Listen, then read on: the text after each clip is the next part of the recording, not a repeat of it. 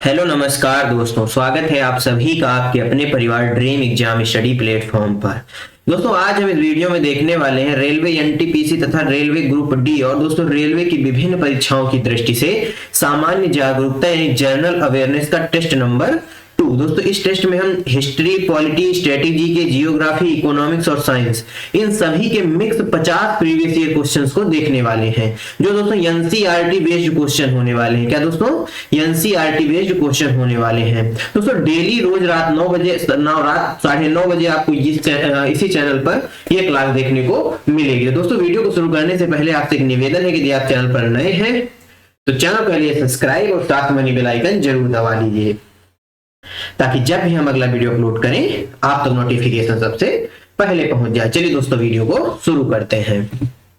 दोस्तों question number एक क्या कह रहा है? कथक नृत्य भारत के किस भाग से संबंधित है? दोस्तों कथक एक शास्त्रीय नृत्य है। कैसा नृत्य है? एक शास्त्रीय नृत्य है। इस बात को आप सभी लोग जानते हैं। कथक कैसा नृत्य है? शास्त्रीय नृत्य है। क्या दोस्तों इसका संबंध उत्तर भारत से है, दक्षिण भारत से है, पश्चिम भारत से है या पूर्वी भारत से है? बताइए कथक का संबंध कहां से है? दोस्तों जो कथक का संबंध है वह दोस्तों उत्तर भारत से है। कहां से है? उत्तर भारत से है। दोस्तों कथक की यदि बात की जाए तो कथक का संबंध उत्तर भारत से है और दोस्तों इसको खासकर दोस्तों उत्तर प्रदेश में इसको मनाया जाता है। इसलिए दोस्तों ऑप्शन में कई जगह आपको उत्तर प्रदेश भी मिल सकता है, इस बात को नोट करिएगा। क्वेश्चन नंबर 2, मेसोलिथिक या मध्य पाषाण युग के संबंध में निम्नलिखित कथनों पर विचार कीजिए। इस समय पत्थर के औजारों को माइक्रोलिथ कहा जाता था। पत्थर के औजार आकार में बड़े होते थे। इस समय पुराने किस्म के औजार अनुपस्थित रहते थे। बताइए दोस्तों इन तीनों में से कौन सा सही है? नीचे दिए गए कोड में बताइए ऑप्शन कौन सा सही हो जाएगा।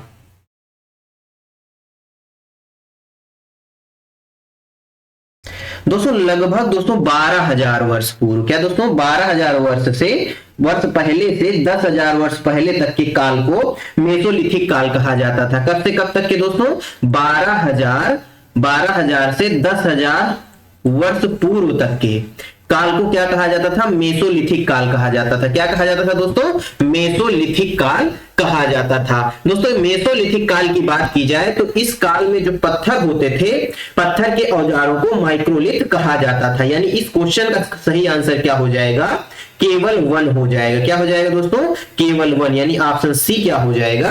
राइट आंसर हो जाएगा। दोस्तों क्वेश्चन का लेवल आपको बहुत अच्छा मिलने वाला है, हमारे साथ जुड़े रहिएगा। इनसे बाहर क्वेश्चन परीक्षाओं में नहीं पूछेगा। क्वेश्चन नंबर 3, दोस्तों बसोहली शैली किस राज्य से संबंधित है? दोस्तों इसको बसहोली भी बोला जाता है। क्या दोस्तों? बसहोली भी आपको कई जगह लिखा मिल जाएगा। इसका संबंध दोस्तों हिमाचल प्रदेश से है, उत्तराखंड से है, राजस्थान से है या गुजरात से है? बताइए।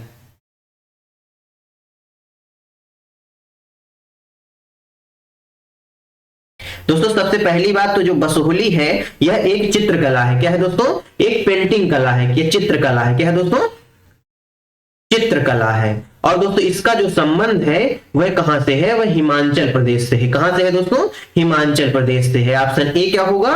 राइट आंसर हो जाएगा। क्वेश्चन नंबर दोस्तों 4, रसमंजरी के रचना किसने की? दोस्तों रसमंजरी पुस्तक है, आपने पढ़ी होगी। इसकी रचना किसने की है?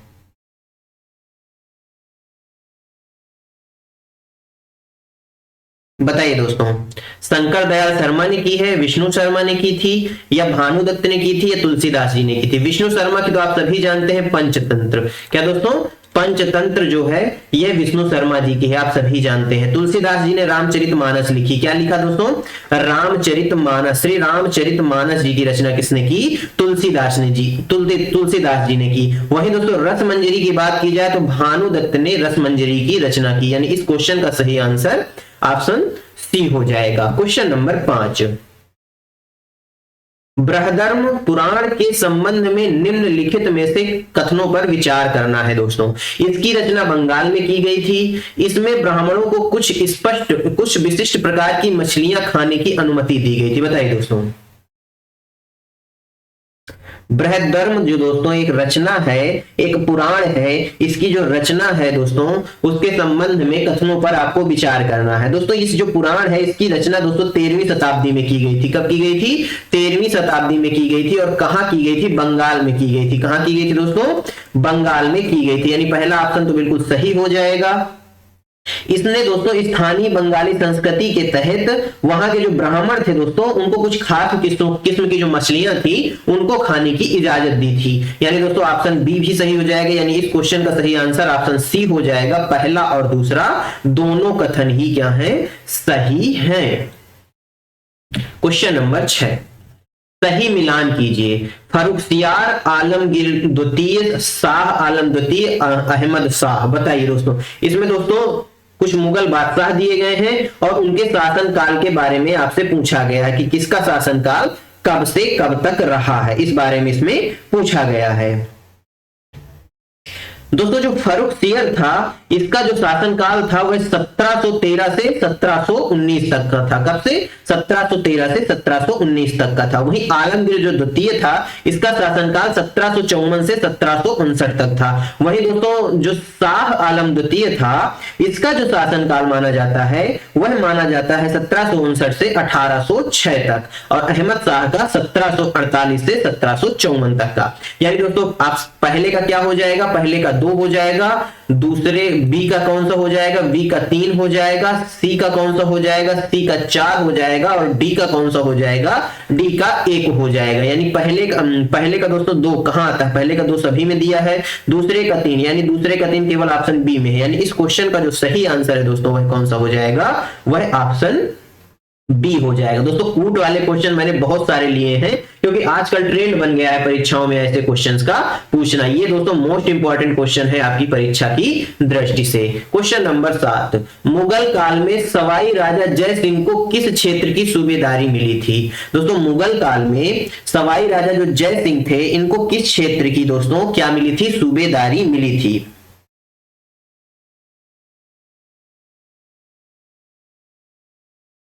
बताइए दोस्तों, गुजरात की मिली थी, मालवा की मिली थी, बिहार की मिली थी, या जयपुर की मिली थी? वही दोस्तों ये सवाई राजा जय सिंह जी के बारे में बताया जाए तो दोस्तों इनको 1722 में, कब? 1722 में इनको आगरा की सूबेदारी भी मिली थी। किसकी दोस्तों? आगरा की सूबेदारी भी इनको प्राप्त हुई थी। कब प्राप्त हुई थी? 1722 में इनको आगरा की सूबेदारी प्राप्त हुई थी।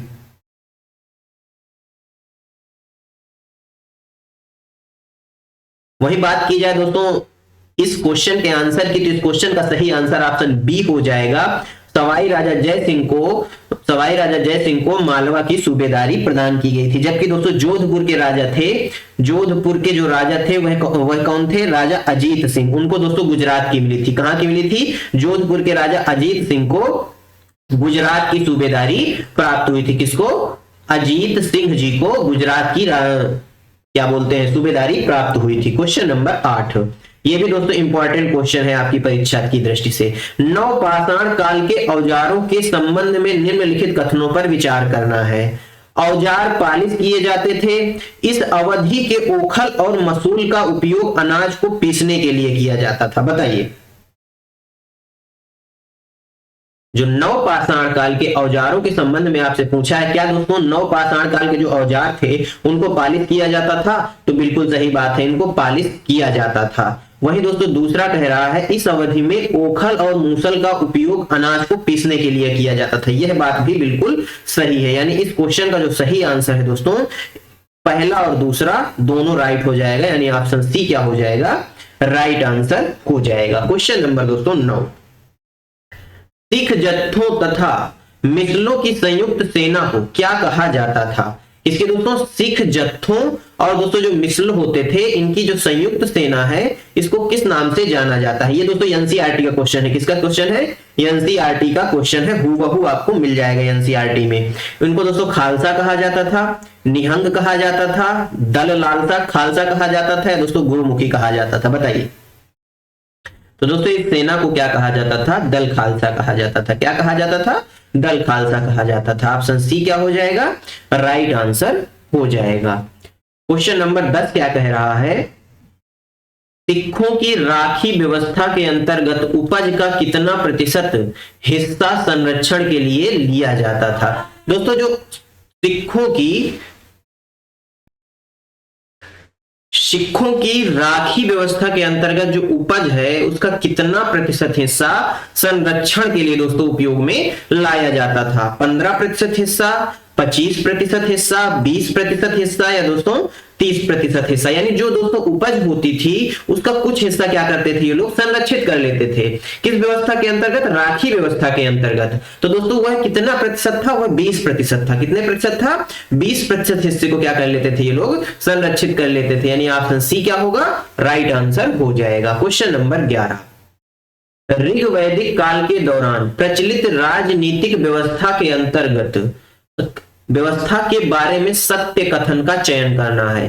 राजा के पास लोगों से कर एकत्र करने की शक्ति थी। राजा का पुत्र स्वाभाविक रूप से राजा का उत्तराधिकारी होता था। बताइए, ऋग वैदिक काल के दौरान दोस्तों जो प्रचलित राजनीतिक व्यवस्था थी उसके बारे में कौन सा कथन सत्य है? बताइए दोस्तों।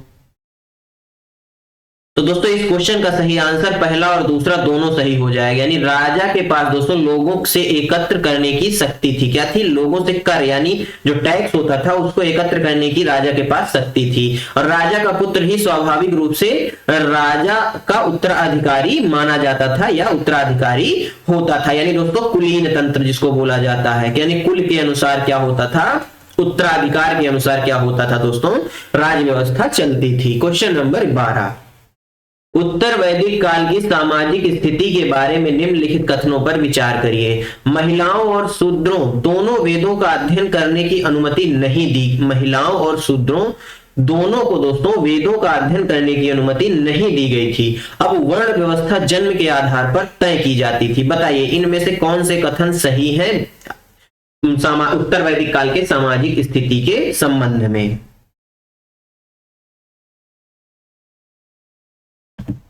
दोस्तों इस क्वेश्चन का आंसर गलत हो गया है। इस क्वेश्चन का आंसर सी नहीं होगा, बल्कि इस क्वेश्चन का आंसर क्या हो जाएगा? डी हो जाएगा। उपयुक्त में से कोई नहीं। जो ऋग वैदिक काल था उसमें दोस्तों ये दोनों ही प्रक्रियाएं नहीं होती थी। क्या दोस्तों?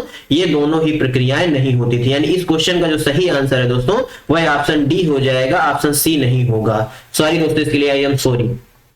12वां क्वेश्चन क्या कह रहा है? उत्तर वैदिक काल की सामाजिक स्थिति के बारे में निम्नलिखित कथनों पर विचार करिए। तो दोस्तों उत्तर वैदिक काल में जो था वह दोस्तों महिलाओं और शूद्रों दोनों को क्या करता था? वेदों के अध्ययन की अनुमति नहीं दी गई थी। कब दोस्तों? उत्तर वैदिक काल में। वहीं दोस्तों अब वर्ण व्यवस्था जन्म के आधार पर तय की जाती थी। यह प्रक्रिया दोस्तों वह उत्तर वैदिक काल में शुरू हुई थी कि वर्ण के जन्म के आधार पर दोस्तों वर्ण व्यवस्था तय की जाती थी। इस क्वेश्चन का सही आंसर ऑप्शन सी हो जाएगा, पहला और दूसरा।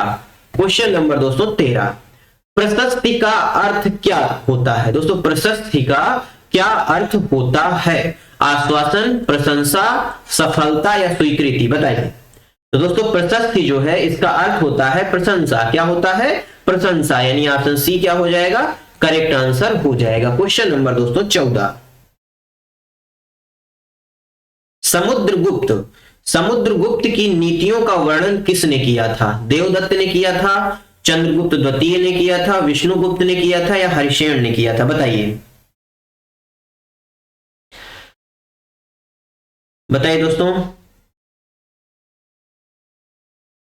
दोस्तों समुद्रगुप्त की नीतियों का वर्णन करने वाले हरिसेन थे। कौन थे दोस्तों? हरिसेन थे। यानी ऑप्शन डी क्या होगा? राइट आंसर हो जाएगा। ये दोस्तों दरबारी कवि थे। क्या थे दोस्तों?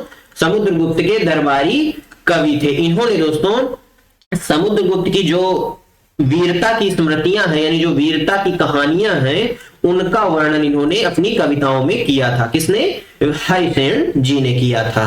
क्वेश्चन नंबर 15, हरिसेन ने दोस्तों प्रयाग प्रशस्ति में दक्षिणा पंथ के शासकों की संख्या कितनी बताई थी? सबसे पहली बात तो दोस्तों जो हरिसेन थे इन्होंने प्रयाग प्रशस्ति लिखी थी। क्या लिखी थी? प्रयाग प्रशस्ति लिखी थी। इसमें दोस्तों इन्होंने दक्षिणा पंथ के शासकों की संख्या कितनी बताई थी? तो दोस्तों इन्होंने दक्षिणा पंथ के जो शासकों की संख्या है यानी विभिन्न राजा जो है उनकी संख्या कितनी बताई थी? 12 बताई थी। कितनी बताई थी दोस्तों? अपने प्रयाग प्रशस्ति में इन्होंने 12 बताई थी, यानी ऑप्शन बी क्या होगा इस क्वेश्चन का राइट आंसर हो जाएगा। क्वेश्चन नंबर 16, विक्रम संवत की शुरुआत को किस शासक से जोड़कर देखा जाता है? समुद्रगुप्त से, चंद्रगुप्त प्रथम से, कनिष्क से या चंद्रगुप्त द्वितीय से? बताइए। विक्रम संवत जो था, विक्रम संवत की जो शुरुआत है वह किस शासक से जोड़कर की जाती है?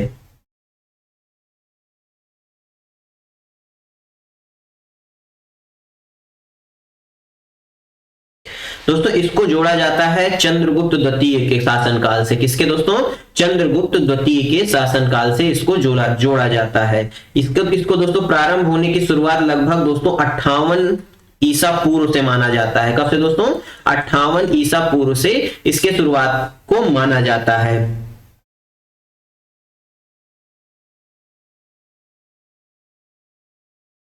क्वेश्चन नंबर दोस्तों 17, हर्षवर्धन को नर्मदा नदी के तट पर किसने रोका था?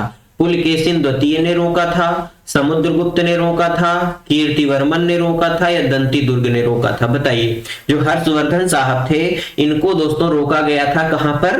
नर्मदा नदी के तट पर रोका गया था। इनको रोकने वाले कौन थे?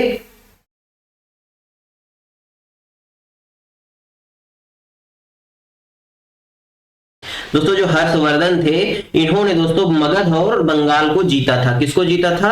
मगध और बंगाल को जीत लिया था। परंतु दोस्तों जितनी इनको सफलता पूर्व में मिली थी उतनी सफलता दोस्तों अन्य जगह पर नहीं मिली, यानी अन्य जगहों पर ये नहीं जीत पाए। जब दोस्तों उन्होंने नर्मदा नदी को पार करके दक्कन की ओर बढ़ने लगे, दक्कन की ओर आगे बढ़ने की कोशिश करने लगे दोस्तों, तो चालुक्य नरेश और दोस्तों पुलकेशिन द्वितीय ने उन्हें रोक दिया था। दो लोगों ने रोका था इनको नर्मदा नदी की तट पर। कौन कौन थे? एक थे चालुक्य नरेश। कौन थे दोस्तों? चालुक्य नरेश। और दूसरे कौन थे? पुलकेशिन द्वितीय थे। कौन थे दोस्तों? पुलकेशिन द्वितीय थे। इन दोनों नाम को याद रखिएगा। इस क्वेश्चन में तो एक नाम दिया है, दूसरा नहीं दिया। हो सकता है परीक्षा में आपसे दूसरा पूछ ले ऑप्शन में देकर, इसलिए याद रखिएगा। ऑप्शन ए क्या हो जाएगा इस क्वेश्चन का राइट आंसर हो जाएगा। वहीं क्वेश्चन नंबर 18 की यदि बात की जाए तो पल्लवों के काल में नगरम किसे कहा जाता था? नगरम दोस्तों, पल्लवों के काल में नगरम किसे कहा जाता था? दोस्तों नगरम पल्लव वंश के व्यापारियों के एक संगठन का नाम था। किसका नाम था? व्यापारियों के एक संगठन का नाम था। इस बात को याद रखिएगा। तो इस क्वेश्चन का सही आंसर क्या हो जाएगा? व्यापारियों के संगठन को क्या कहा जाता था? नगरम कहा जाता था। ऑप्शन सी क्या होगा राइट आंसर हो जाएगा। क्वेश्चन नंबर 19, जनपद का क्या अर्थ होता है? जन का राजा, जन का नेता, जन के बसने की जगह, जनों में प्रतिष्ठित व्यक्ति? बताइए जनपद का क्या अर्थ होता है? बताइए दोस्तों। तो दोस्तों जनपद का अर्थ होता है जन के बसने की जगह। जन मतलब दोस्तों लोगों के बसने की जगह को जनपद कहा जाता है। इस बात को याद रखिएगा। क्वेश्चन नंबर 20, महाजनपदों का उद्भव लगभग कितने वर्ष पूर्व हुआ था? बताइए दोस्तों। महाजनपदों का जो उद्भव है वह लगभग कितने वर्ष पूर्व हुआ था?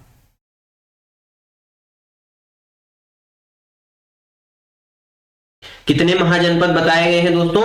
16 महाजनपद बताए गए हैं। कितने बताए गए हैं? 16 बताए गए हैं। क्या दोस्तों संख्या मैंने सही बताई? यदि गलत बताई हो तो कमेंट बॉक्स में बताइएगा। 3000 साल पहले, 2500 साल पहले, 2000 साल पहले या 3500 साल पहले? बताइए। तो दोस्तों जो महाजनपद थे इनका उद्भव जो है, इनका उद्गम जो है वह 2500 साल पहले हुआ था। कितने साल पहले हुआ था? 2500 साल पहले हुआ था। यानी ऑप्शन बी क्या हो जाएगा इस क्वेश्चन का राइट आंसर हो जाएगा। क्वेश्चन नंबर 21, महाजनपद काल के संबंध में निम्नलिखित कथनों पर विचार करें।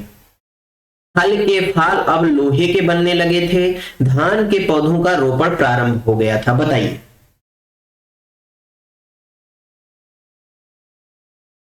बताइए दोस्तों महाजनपद काल के संबंध में कौन से कथन सही हैं? क्या दोस्तों केवल 1 सही है, केवल 2 सही है, 1 और 2 दोनों सही है, या ना तो 1 सही है ना तो 2 ही सही है? बताइए। महाजनपद काल के संबंध में इन कथनों पर आपको विचार करना है। तो दोस्तों इसमें ना ही एक सही है और ना ही दो सही है, यानी ऑप्शन डी क्या हो जाएगा इस क्वेश्चन का राइट आंसर हो जाएगा। क्वेश्चन नंबर 22, पाणिनि के संबंध में निम्नलिखित कथनों पर विचार करें। उन्होंने संस्कृति के लिए व्याकरण तैयार किया था। उन्होंने एक विशेष क्रम के स्वर की रचना की, परंतु व्यंजन को बाद के काल में अन्य विद्वानों द्वारा जोड़ा गया। बताइए दोस्तों, महर्षि पाणिनि, इनके बारे में तो आप सभी जानते हैं, इन्होंने अष्टाध्यायी की रचना की। किसकी रचना की? अष्टाध्यायी की इन्होंने रचना की। ये कैसा ग्रंथ था? यह एक व्याकरण ग्रंथ था। कैसा ग्रंथ था दोस्तों? यह एक व्याकरण ग्रंथ था। इस बात को आप नोट करिएगा। बताइए इनके संबंध में कौन सा कथन सही है? तो इनके संबंध में दोस्तों केवल कथन 1 सही है। क्या दोस्तों? उन्होंने संस्कृत के लिए व्याकरण तैयार किया था, या संस्कृत के लिए व्याकरण ग्रंथ की रचना की थी। इस बात को नोट करिएगा। क्वेश्चन नंबर 23, वज्जी संघ का वर्णन किस पुस्तक में मिलता है? मध्यम निकाय में, अंगुत्तर निकाय में, दीर्घ निकाय में, या दोस्तों विनय पिटक में? बताइए वज्जी संघ का वर्णन किस पुस्तक में मिलता है? बताइए।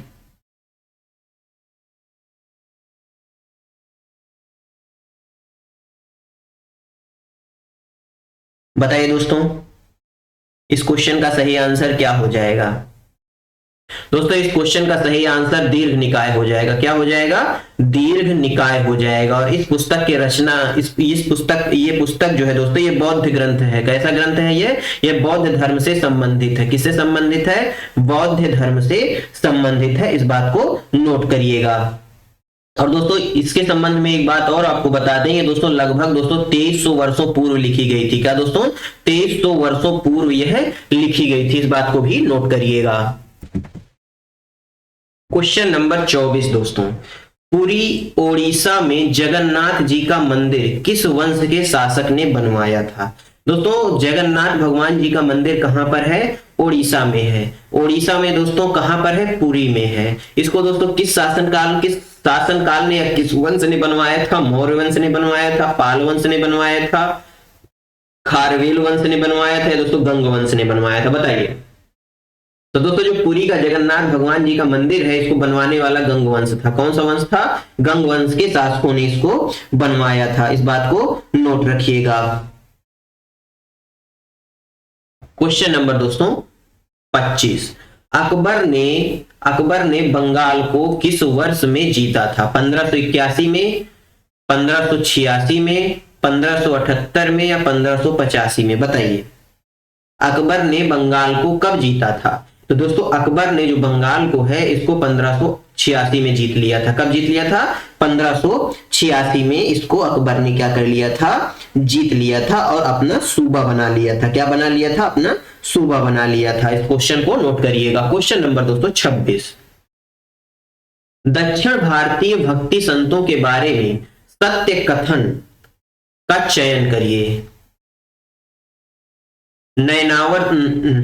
नयनार शैव संत थे, अलवार वैष्णव संत थे, यह संत केवल अस्पृश समझे जाने वाले पुलैया तथा पनार जातियों के लोग थे। बताइए संतों के संबंध में कौन से कथन सही है? आपको दोस्तों कूट में आंसर देना है।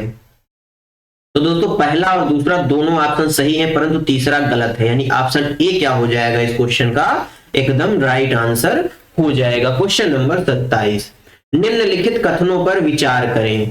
पुहार पांड्यों का बंदरगाह था, मदुरई चोलों का बंदरगाह था। बताइए। तो दोस्तों पुहार क्या दोस्तों? पुहार जो है यह पांड्यों का बंदरगाह था। बताइए।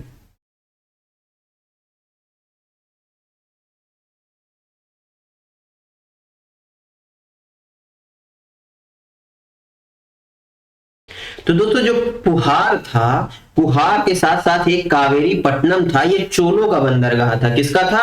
जो पुहार है यह दोस्तों चोलों से संबंधित है। किससे संबंधित है? चोलों से संबंधित है, यानी ऑप्शन ए तो बिल्कुल नहीं होगा। वहीं बात की जाए दोस्तों मदुरई की, तो मदुरई जो है यह पांड्यों की राजधानी थी। किसकी राजधानी थी? पांड्यों की राजधानी थी, यानी बी भी नहीं होगा। यानी इस क्वेश्चन का सही आंसर क्या हो जाएगा?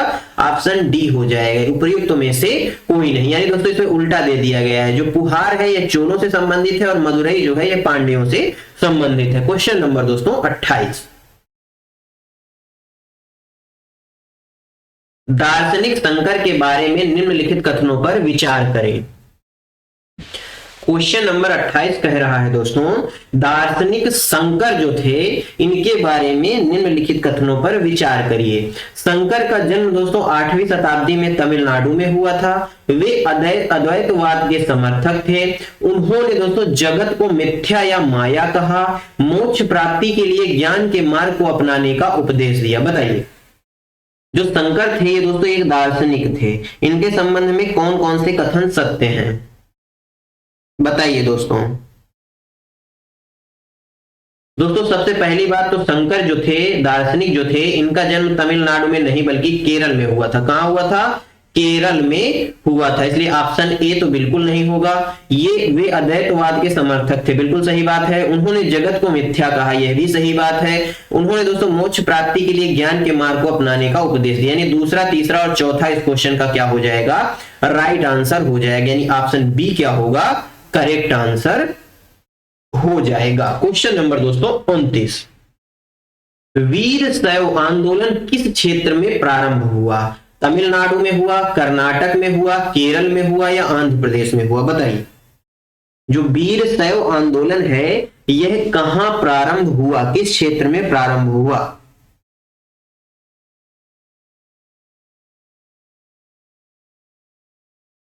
यह दोस्तों तमिल भक्ति आंदोलन और मंदिर पूजा का एक परिणाम था। कौन सा? वीर शैव आंदोलन जो था वह तमिल भक्ति आंदोलन और दोस्तों मंदिर पूजा का एक परिणाम था। और यह कहां हुआ था? यह कर्नाटक में हुआ था। कहां हुआ था? कर्नाटक में हुआ था, यानी ऑप्शन बी क्या हो जाएगा? राइट आंसर हो जाएगा। क्वेश्चन नंबर 30, महात्मा गांधी का प्रिय भजन वैष्णव जन तो तेने कहिए पीर पराई जाने रे किसने लिखा? दोस्तों गांधी जी, सबसे पहली बात आपसे पूछ सकता है गांधी जी का प्रिय भजन कौन सा था? तो दोस्तों वैष्णव जन तो तेने कहिए पीर पराई जाने रे, यह दोस्तों लेखक इसे कौन थे? नामदेव जी थे, मीराबाई थी, तुकाराम मेहता थे या नरसिंह मेहता थे? बताइए। तो इस भजन को लिखने वाले नरसिंह मेहता थे। कौन थे दोस्तों? नरसिंह मेहता थे। ऑप्शन डी करेक्ट आंसर हो जाएगा। क्वेश्चन नंबर 31, प्रारंभ में नाम पंथ भारत के किस क्षेत्र में लोकप्रिय हुए? पूर्वी क्षेत्र में, उत्तरी क्षेत्र में, दक्षिणी क्षेत्र में या पश्चिमी क्षेत्र में? बताइए। प्रारंभ में जो दोस्तों नाम पंथ है यह भारत के किस क्षेत्र में लोकप्रिय हुए थे? दोस्तों जो नाम पंथ है यह भारत के उत्तरी क्षेत्र में सर्वप्रथम लोकप्रिय हुए थे। कहां लोकप्रिय हुए थे? उत्तरी क्षेत्र में लोकप्रिय हुए थे, यानी ऑप्शन बी इस क्वेश्चन का क्या हो जाएगा? राइट आंसर हो जाएगा। क्वेश्चन नंबर 32, मीराबाई किसकी अनुयायी बन गई थी? सूरदास की, दादू दयाल की, शंकर देव की या दोस्तों रविदास की? बताइए।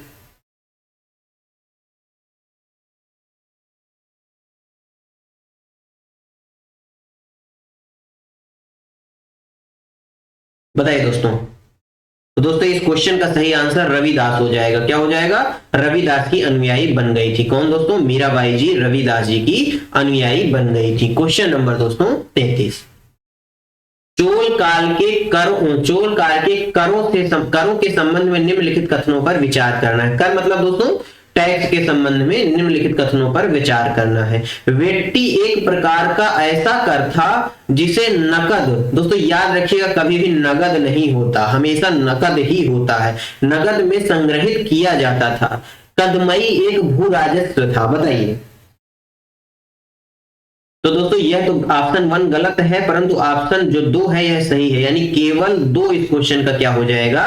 राइट आंसर हो जाएगा। ऑप्शन बी क्या होगा? करेक्ट आंसर हो जाएगा। क्वेश्चन नंबर 34, कबीर का जन्म किस परिवार में हुआ था? नाई, जुलाहा, मोची या कृषक? बताइए। जो कबीरदास जी हैं इनका जन्म किस परिवार में हुआ था? दोस्तों कबीरदास जी का जन्म जुलाहा परिवार में हुआ था। किस परिवार में हुआ था? जुलाहा परिवार में हुआ था। ऑप्शन बी राइट आंसर हो जाएगा। क्वेश्चन नंबर 35, लंगर व्यवस्था की शुरुआत किसने की थी? गुरु नानक जी ने, गुरु गोविंद सिंह जी ने, या फिर दोस्तों गुरु अंगद जी ने, या गुरु रामदास जी ने? बताइए।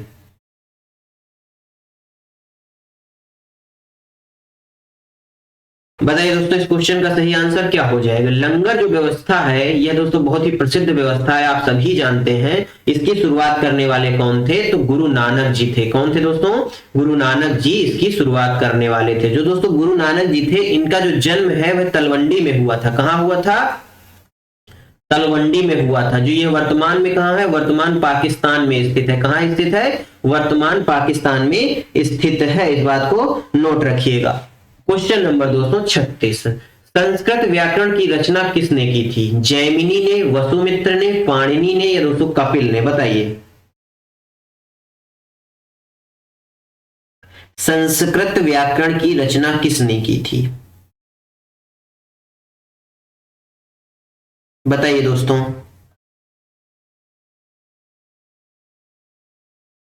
दोस्तों जो संस्कृत व्याकरण है या संस्कृत जो व्याकरण ग्रंथ है, इसकी रचना किसने की थी? महर्षि पाणिनि जी ने की थी। किसने की थी दोस्तों? महर्षि पाणिनि जी ने की थी, यानी ऑप्शन सी राइट आंसर हो जाएगा। क्वेश्चन नंबर 37, स्वामी महावीर ने अपनी शिक्षा किस भाषा में दी थी? यानी अपना उपदेश या अपनी शिक्षा किस भाषा में दी थी? संस्कृत भाषा में, पाली भाषा में, प्राकृतिक भाषा में, या दोस्तों खरोष्टी भाषा में? बताइए।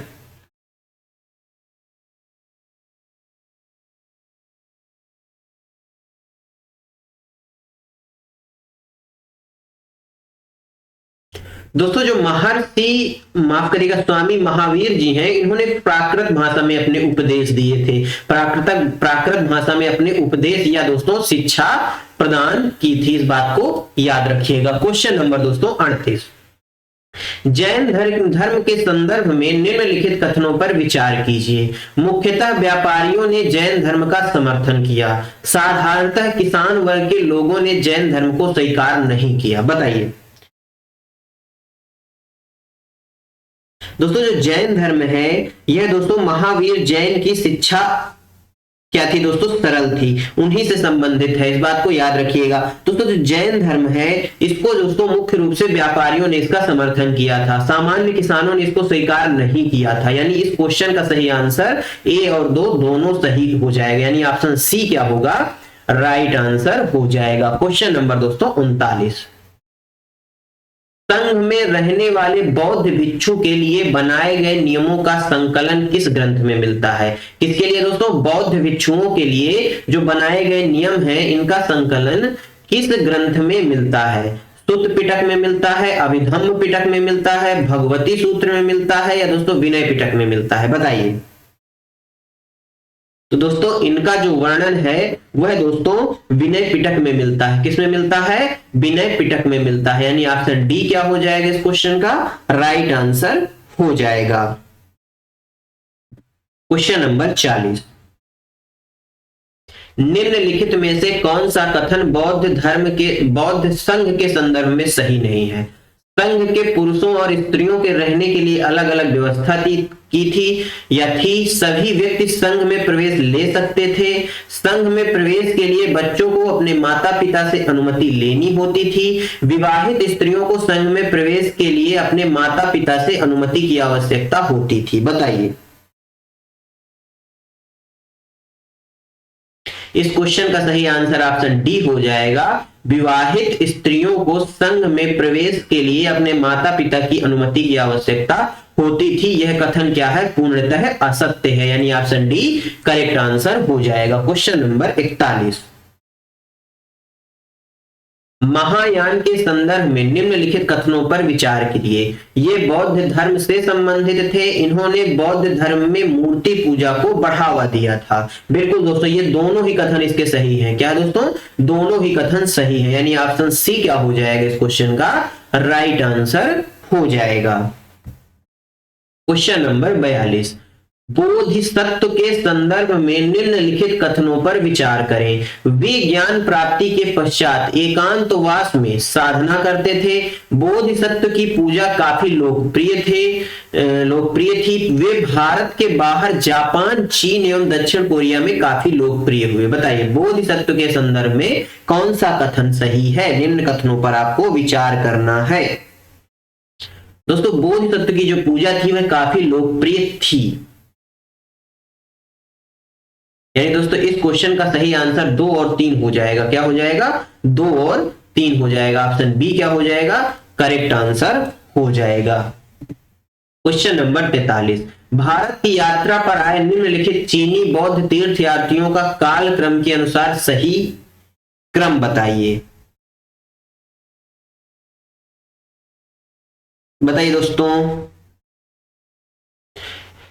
इस क्वेश्चन का सही आंसर बताइए। तो इस क्वेश्चन का सही आंसर ऑप्शन बी हो जाएगा। पहले दोस्तों फाहियान आया था, फिर ह्वेनसांग आया था, फिर इत्सिंग आया था। फाहियान सबसे पहले आया था लगभग 1600 साल पहले। कितने साल पहले?